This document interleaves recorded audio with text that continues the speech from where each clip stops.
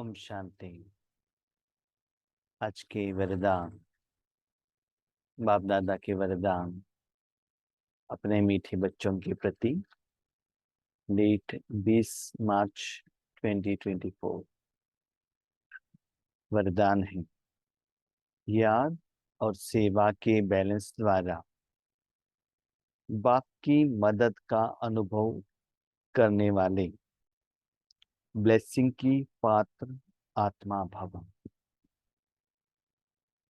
हम सभी भगवान को याद करते हैं और सभी को भगवान की शक्तियों का जरूरत है। आपके लिए भी है, सारे विश्व के लिए भी है। भक्ति मार्ग में भक्त भी भगवान को याद करते हैं, लेकिन भगवान किसको ब्लेसिंग देते हैं? भगवान किसको याद करते हैं? हम भगवान को याद करते हैं, लेकिन भगवान हमको याद करते हैं क्या? हमारे कर्म को अप्रूवल देते हैं क्या? आशीर्वाद देते हैं क्या? तो भगवान का आशीर्वाद लेने के लिए, उसके लिए क्या क्वालिफिकेशन चाहिए? हम कभी कभी क्या करते हैं, याद करते हैं। याद माना भगवान को अपने मन बुद्धि में लगाकर भगवान में जो गुण है उसको अनुभव करना, और भगवान को अपने कर्म के लिए यूज करना, और भगवान में जो जायदाद है खुद खाना। That is for personal interest, selfishness. मेरे लिए या अपना परिवार, अपने फैमिली मेंबर, अपने सेवा जो भी है, अपना नाम मान शान का, शान के लिए जो भी है, जो भगवान का कर्मों का फल खुद आप अनुभव करते हो, उसको बाबा कहते हैं याद। है ना? अपने समस्या के समाधान के लिए, अपने विकर्मों को विनाश करने के लिए, या भविष्य का 21 जन्मों को स्टॉक करने के लिए आप सेवा करेंगे तो भी उसका रिजल्ट आएगा, लेकिन इंटेंशन, जैसे कि आपने खुद भोजन बनाया घर में और खुद खा लिया बस, और किसी को नहीं दिया। दूसरा होता है सेवा। तो सेवा में क्या होता है, you are only the instrument. उस सेवा में, उस समय में, उस सेकंड में 0.00001% भी वो कर्मों का फल आप अनुभव नहीं कर सकते। You are only the instrument. जैसे कि मूर्ति है, मूर्ति भगवान के हाथ में एक साधन है। उस साधन द्वारा भगवान भक्तों का इच्छा को कंप्लीट करते हैं। तो मूर्ति तो माध्यम है। तो जितना भी शक्ति, समस्या का समाधान भगवान देता है, क्या मूर्ति को थोड़ा कुछ भी अनुभव होता है क्या? नहीं है ना। वो तो जड़ है। अभी एक जड़ चीज के आगे, एक दीवार के आगे जाके जोर से रो लो, उसको कुछ फीलिंग होता है क्या? नहीं है ना। जो भी फीलिंग होता है आपको होता है, राइट? तो सेवा माना क्या है, और किसी के लिए, भले पंच तत्व हो, कोई भी आत्मा हो, तो किसको कितना क्या देना है वो भगवान जानता है। भले ब्राह्मण परिवार का हो, अपने रिश्तेदार हो, उनके लिए आपने बाबा को पूछा और बाबा ने उसका इच्छा कंप्लीट किया, और वो आपको समझ में आया, आपने बाबा को थैंक यू कहा, दिस इज नॉट सेवा। क्यों? वो आपके पास आ गई, आपने बाबा को कहा, आपके द्वारा समस्या का समाधान मिला, आपको खुशी हुई, इसका मतलब सम परसेंटेज यू रिसीव्ड, तो आपको मिल गया। तो सेवा की लिस्ट में नहीं आता। तो सेवा किसको कहते हैं? वो कर्मों का फल उस सेकंड में आपने नहीं लिया, भले भविष्य में वो कर्म होने के बाद आपके अकाउंट में जमा होता है, वो बात अलग है, लेकिन उस समय उसका एहसास आपको नहीं होना चाहिए। तो दो काम करना है, एक याद, दूसरा सेवा। ये दोनों में बैलेंस होना चाहिए। बाबा के बच्चे कभी कभी क्या करते हैं ना, उनके पास बहुत अच्छा ज्ञान है, या मनसा सेवा करने का शक्ति है, या धन का सेवा करने का उनमें कैपेबिलिटी है, वो क्या करते सिर्फ अपने लिए और किसी को देने के लिए यूज नहीं करते, सिर्फ तपस्या करते बैठे एक जगह पर बैठ गए, माना सिर्फ अपने लिए। कोई कोई लौकिक में भी बहुत धन कमाते हैं लेकिन किसी को दान नहीं करता है। जो भी कमाई आते हैं ना खुद के लिए, अपने परिवार के लिए। हाँ, कोई कोई बाबा के बच्चे ऐसे भी है, हमने देखा है कि सेवा सेवा सेवा सेवा, नियमित सेवा में टीचर्स, मैं किसी को ब्लेम नहीं कर रहा हूं, सुबह उठते ही तुरंत मुरली सुनाना, उसके बाद जो आत्माएं आते हैं उनको कोर्स देना, शिवरात्रि के जैसे इंपॉर्टेंट प्रोग्राम में तुरंत गेस्ट को फिक्स करने के लिए जाना। उनका हालत ऐसे हो जाता है कि सुबह अमृत वेले योग भी नहीं है आत्मा के लिए, और शरीर के लिए ब्रेकफास्ट भी नहीं है, पानी भी नहीं पीते हैं, क्योंकि वन बाय इतना एंगेज्ड सेवा का उनका टाइम टेबल रहता है, न शरीर को कुछ देते हैं न आत्मा को कुछ देते हैं। तो जो आत्माएं आए हैं वो कहते हैं बहन जी प्रोग्राम तो बहुत अच्छा हुआ, दुआ देते हैं, आपको सुनाई भी देता है, लोग भी मिलते हैं, स्टेज पर आपको सम्मान भी होगा, खुश भी होंगे। लेकिन प्रोग्राम होने के बाद एक हफ्ते तक शरीर इतना बीमार होता है। और जो आत्माएं आते ही लंबे समय तक सेवा केंद्र पर नहीं रहते हैं। क्यों? उस समय तो लिया आपने, मनुष्य आत्माओं से आशीर्वाद लिया, लेकिन परमात्मा से नहीं लिया। तो परमात्मा का आशीर्वाद के लिए याद सेवा दोनों चाहिए। भले भोजन बनाओ घर में, खुद भी खाओ, लोगों को भी खिलाओ, ऐसे नहीं खुद खाते रहो लोगों को नहीं खिलाओ, ऐसा भी नहीं, सिर्फ लोगों को खिलाओ आप भी नहीं खाओ, ऐसा भी नहीं, दोनों बैलेंस्ड। कभी कभी याद ज्यादा करना पड़ता है, कभी कभी सेवा ज्यादा करना पड़ता है, कभी आपको कुछ स्थूल सेवा नहीं, फॉर एग्जाम्पल ऐसे कोरोना आ गया, तो बाहर जाने का सेवा नहीं है, मनसा सेवा में लग जाओ ना। कभी कभी लौकिक प्रोग्राम में जाना पड़ता है, स्थूल सेवा करना पड़ता है, कभी कभी ऐसी जरूरत होता है यज्ञ में या कोई आत्माओं को धन का जरूरत होता है, धन का सेवा करो ना। तो जिस समय जिसका जरूरत हो, in total for 1 week 1 month में टोटल बैलेंस्ड रहना चाहिए। हम भी जहाँ सेवा के लिए जाते हैं, 1 हफ्ते 15 दिन के लिए पहले जाते थे, उसके बाद घर आने के बाद ऐसे रेस्ट लेते थे एक दिन कि कोई मुझे डिस्टर्ब ना करे, माना वो जो सुस्ती है ना वो सभी ठीक होना चाहिए। वो नहीं करेंगे ना, आगे आपके शरीर आपको सपोर्ट नहीं करेगा। बैलेंस करना पड़ता है। पहले जब प्रोग्राम के लिए जाते थे आगे टेबल पर पानी रखते थे, हम उसकी तरफ अटेंशन नहीं रखते थे, सेवा सेवा सेवा। उसके बाद क्या हो गया, पानी न पीने के कारण पाइल्स का प्रॉब्लम स्टार्ट, तो उसकी तरफ भी अटेंशन रखना पड़ता है। इसीलिए बाबा कहते हैं याद और सेवा दोनों का बैलेंस होगा, तभी बाबा आपको आशीर्वाद करेगा, सहयोग देगा। क्वेश्चन, बाबा का सहयोग कैसा है? लौकिक में कोई किसी के साथ किसी से आशीर्वाद लेना है तो शरीर को लेकर जाके उनके आगे झुकते हैं, पांव पकड़ते हैं, वो आपके सिर के ऊपर हाथ रखेंगे, आपका कल्याण हो, अच्छा हो।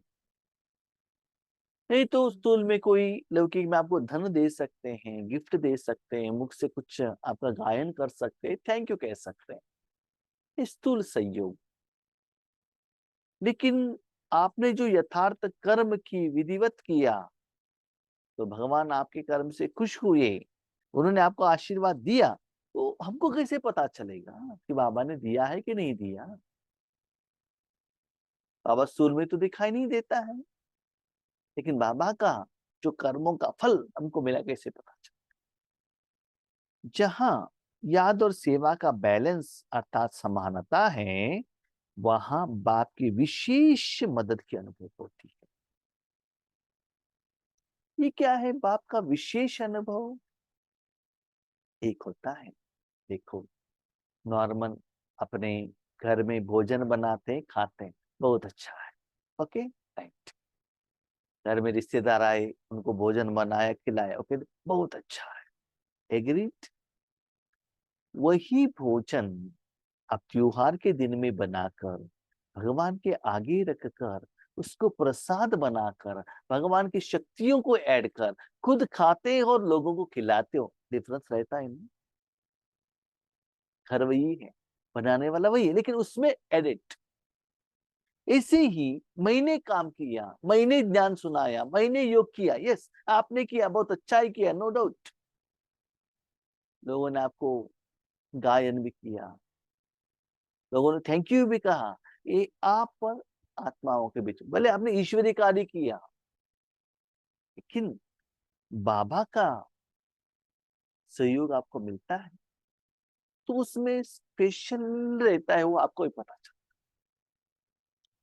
कभी कभी हम सेवा पर जाते हैं, है ना, बाबा भेजता है, हम तो नहीं जाते, बाबा भेजते हैं, तो लगता है आगे वाले आत्मा सेटिस्फाइड नहीं है, जो निमित्त आत्माएं हैं जिन्होंने बुलाया था, वहां का स्टूडेंट्स सेटिस्फाइड नहीं है, लगता है, मान बाहर से उनका एक्सप्रेशन से, फीलिंग से, उनके स्वभाव से तो लगता है कि ये सेटिस्फाइड नहीं है, ऐसे क्वेश्चन पूछते हैं, लेकिन अंदर से इतना खुशी का एहसास होता है, पता चलता है बाप सेटिस्फाइड है। मनुष्य आत्मा सेटिस्फाइड नहीं है, लेकिन बाप सेटिस्फाइड। कोई कोई सेवा पर जाते हैं तो स्थूल सपोर्ट नहीं मिलता है न टाइमली भोजन मिलता है, न सोने का इंतजाम मिलता है, कोई आपको बात ही नहीं करेंगे, जितना आप एक्सपेक्टेड रिजल्ट्स, एक्सपेक्टेशन रखते हो आप उस पोस्ट में, वो नहीं मिलता है, लेकिन अंदर से इतना अच्छा खुशी जो बाबा देता है। कभी कभी इसका विपरीत ऑपोजिट क्या होता है कि आप ट्रेन से उतरते ही, ट्रेन में आपको एसी का टिकट मिला, ट्रेन से उतरते ही कार में चले गए और वीआईपी का ट्रीटमेंट, सब कुछ, लेकिन सब सेवा करके, वो सेवा केंद्र पर सेवा करके वापस आने से लगता है अंदर से खाली खाली। जानते हो, क्योंकि आपने जो सेवा की स्थूल में किया, अंदर के आत्मा के अंदर में सेटिस्फाइड नहीं हुई, बाबा को कुछ नहीं किया आपने, जो स्थूल रूप में सेवा की, सेवा का फल स्थूल रूप में मिल गया, जो कर्मों का फल वहां ही खाकर आ गई, उस समय आप सेटिस्फाइड, यस। मैं सेवा का फल ये चेक करता हूँ सब सेवा होने के बाद, जब मैं वापस अपने लौकिक घर में रह आता हूँ, नहीं तो उसके बाद मैं योग पर बैठता हूँ, उस योग में मेरा स्थिति इंप्रूव्ड है तो समझ लो स्थिति ठीक है। सपोज स्थिति डगमग हो रहा है, इसका मतलब क्या है, मैं आपको एक सीक्रेट कहता हूँ। बहुत सारे सेवा केंद्र पर, सेवा के जगह पर हमने देखा है, जब आप सेवा करते आगे से इतना अच्छा आपको कहते हैं, ऐसे किया भाई जी, बेंगलुरु से आगे, सब कुछ कहते हैं, लेकिन हम जाने के बाद इतना डांटते हैं पीछे से, तो उसका असर क्या होता है ना, जब आप नेक्स्ट योग पर बैठते हैं आपको योग नहीं लगता। इसीलिए ये सभी मेरा एक्सपीरियंस। तो बाबा का कहने का भाव क्या है, बच्चे मैंने आपको सेवा के लिए भेजा है, तो बाबा को सेटिस्फाइड करना very very very very important. अपने शरीर को, अपने इंद्रियों को, वहां रहने वाले लौकिक या अलौकिक जो भी ब्राह्मण परिवार, जो भी आत्मा है, that is not main thing. आपको सैलरी कौन दे रहा है, किसने अपॉइंटमेंट लेटर दिया है, उसके लिए काम करना पड़ता है ना। तो निराकार रूप में आपने भगवान से सहयोग ली। कभी कभी हम लोग क्या करते हैं, अभिमान में आते हैं, हमको तो 25 साल का एक्सपीरियंस है, भगवान की क्यों जरूरत है। जैसे आपने देखा होगा ना, महाभारत में भीम ने क्या किया, इतना सभी लोगों को मार डाला, ये कि दुर्योधन क्या है ना। तो भगवान को आप समर्पण न करते हुए भगवान के साथ योग न लगाते हुए, बाबा से कनेक्शन न करते हुए खुद करेंगे तो रिजल्ट दिखाई देगा, अंदर से सेटिस्फाइड नहीं है। ठीक है, वो तो उस समय का फल है। लेकिन भविष्य में ये जो कर्मों का फल आपको कैसे विशेष मदद के रूप में अनुभव होता है। एक होता है आपने निमित्त आत्मा आपके सामने है, उनके लिए सेवा की, उन्होंने मुख से कहा, धन से किया, टोली से किया, सम्मान से किया, दैट इज स्थूल। लेकिन आपके कर्म से अंदर जो भगवान है वो कितना खुश है। ये विशेष अनुभव कब होता है?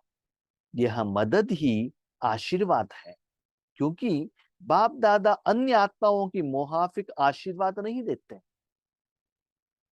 तो अन्य आत्माओं का आशीर्वाद अभी आपने सुना, गिफ्ट, सम्मान, सेल्फी, फोटो, जो दिखाई दे, मुख से कहना। हाँ, कभी कभी मुख से कहते हैं तो दिल से भी कहते हैं, नो डाउट।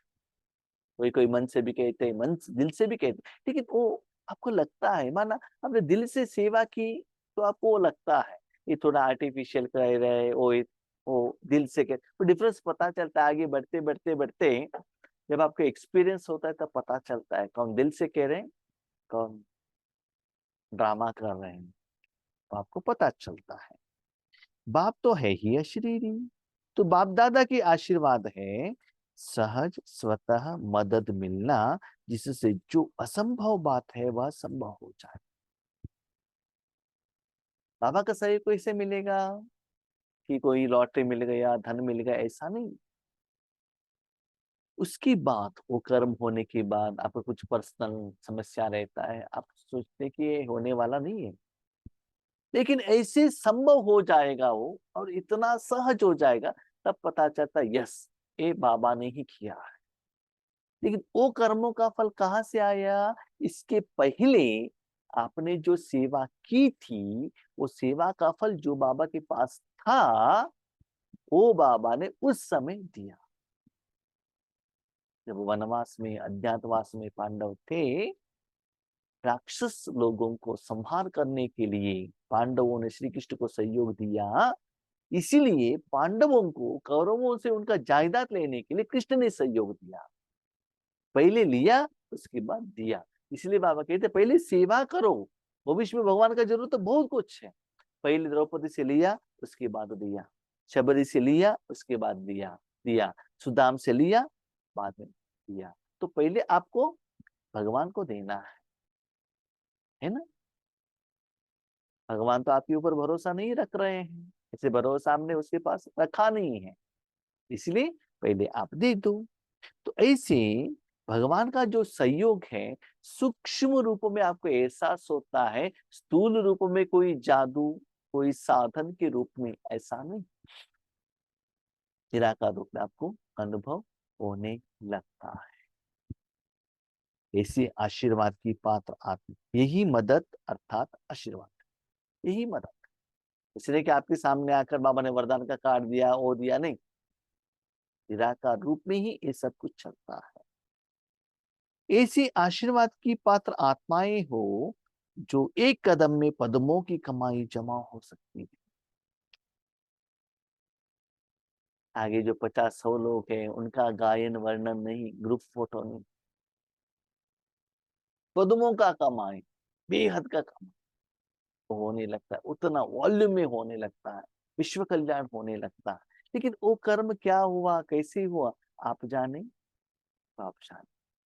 एक जो ब्राह्मण मूर्ति के पास जाता है पूजा करने के लिए, मूर्ति और उनके बीच में क्या गहरा संबंध है वो दोनों ही जानते हैं ना, भगत थोड़े ही जानते हैं। भगत थोड़ा समय के लिए आते हैं, उनका इच्छा कंप्लीट वो चले जाते हैं। लेकिन वहां कौन रहते हैं? ब्राह्मण और मूर्ति है ना, उनके बीच में कितना प्यार है। क्या वो ब्राह्मण वो दक्षिणा के लिए जो भक्त लेते हैं उसके लिए कर रहा है, या सैलरी के लिए कर रहा है, या दिल से कर रहा है, वो देखना पड़ता है। पहले जमाने में जो ब्राह्मण है ना, दिल से पूजा करते थे, भले उनके पास स्थूल में कुछ नहीं रहता था लेकिन मन से खुश रहते थे। आज ब्राह्मणों के पास धन है लेकिन मन में खुशी नहीं है। इवन अंबिके के पास भी, जब दादियां थी स्टार्टिंग में, उनके पास सिर्फ भोजन था, कपड़ा कपड़ा नहीं था, लेकिन सेवा कितना अच्छा करते थे। आज सेवा केंद्र पर जाएंगे, बैठने के लिए सोफा कितना क्वांटिटी का, और व्हीकल और लैपटॉप, सब कुछ साधन है, लेकिन आत्मा ही नहीं है सेवा केंद्र पर, है ना? क्यों? वो सच्चा प्यार नहीं है ना। आप देख लो, पुराने जमाने में एक घर में जाओ कितना लोग रहते थे। आज घर में लोग नहीं है, जब डिवाइड हो गए, Bangalore, Hyderabad, US, UK, yes, घर इतना बड़ा बड़ा बन गया है, फिर भी घर में उनका इंडिपेंडेंट रूम में सभी लोग बैठ गए हैं।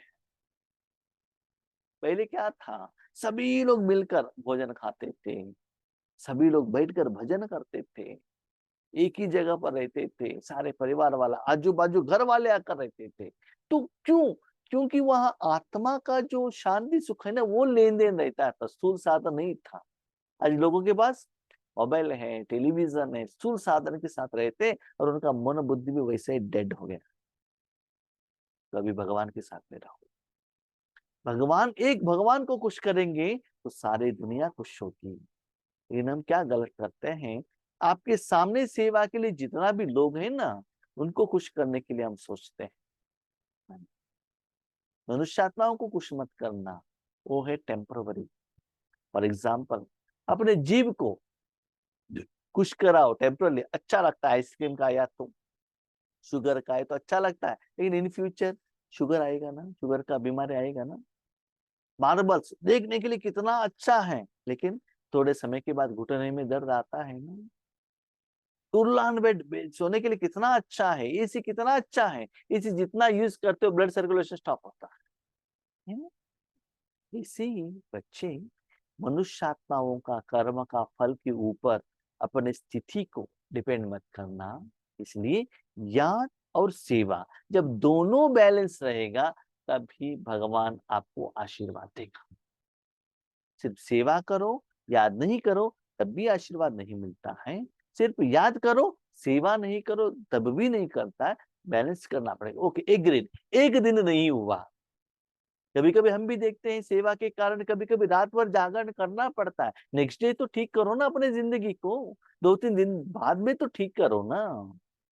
एक दिन इम्बैलेंस होता है, यस। कभी कभी एक दिन टाइम का भोजन नहीं मिलता है, कभी कभी 1 बजे भोजन के बदले 4 बजे, yes, occasional, that is okay.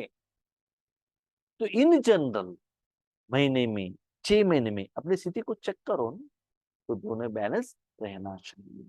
Slogan, सकाश देने के लिए अविनाशी सुख, शांति और सच्चे प्यार का स्टॉक जमा करो। ये बाबा ने क्यों कहा?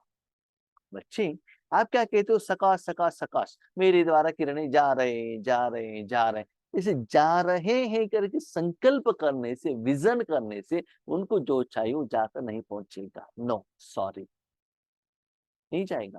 सिर्फ किरणों से क्या होता है, लाइट से क्या होता है? नो, उनको जाना चाहिए शक्ति, शांति, सुख। वो आपके पास रहेगा, वो ऑटोमेटिकली जाएगा।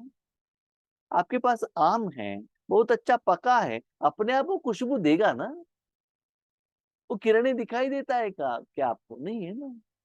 तो इसका मतलब आप मनसा सेवा करना चाहते हो, किसी को सकाश देना चाहते हो, वो साधन आपके पास रहना है। डोसा किसी को खिलाना चाहते हो, तो डोसा तो रहना चाहिए ना। आपने डोसा बनाया ही नहीं, आपके पास है ही नहीं, मैं उनको डोसा खिला रहा हूँ, खिला रहा हूँ, खिला रहा हूँ, कैसे खाएंगे वो लोग? हम सिर्फ अभी संकल्प कर रहे हैं, क्या है, हम बाबा के साथ में बैठे हैं, मेरे द्वारा सकाश जा रहा है, ग्लोब पर जा रहा है, धरती पर जा रहा है, पानी को जा, कहाँ है? आपके पास ये शांति नहीं है, आपके पास ये सुख नहीं है, उस सुख का अनुभव नहीं कर रहे हो, तो दूसरों को कहाँ से देंगे? डोसा बनाया, पहले खुशबू तो आना चाहिए, पहले खा लो, टेस्ट देखो, अच्छा लगा, पेट भर के खा लेना, उसके बाद दूसरों को खिलाना। तो याद रखिएगा, मनसा सेवा करना है तो जो आप देना चाहते हो, आपके द्वारा देना चाहते हो, वो साधन, वो शक्ति, वो दिव्य गुण, वो जायदाद आपके पास रहना चाहिए। आपके घर में कोई आते हैं भोजन बनाने के लिए, ग्रोसरी वेजिटेबल तो रहना चाहिए ना, भोजन खाने का प्लेट तो रहना चाहिए ना। तो अपने को चेक करो, आपके पास कितना शांति है, इतना अशांत। एक बात याद रखिएगा, आपके पास अशांति है तो जरूर उनको अशांति का अनुभव होगा, आप दो या न दो। आपके घर में वेजिटेबल है या सांबार है, खराब हुआ है, बदबू आ रहे हैं, जो भी लोग आते हैं उनको वो स्मेल आएगा ना, आप दो या न दो। इसलिए आपके मन में जो भी है उसका असर दूसरों के ऊपर हो जाएगा। इसलिए सकाश देना है, स्टॉप करो, शांति का सुख का स्टॉप करो, उसके बाद देने का संकल्प।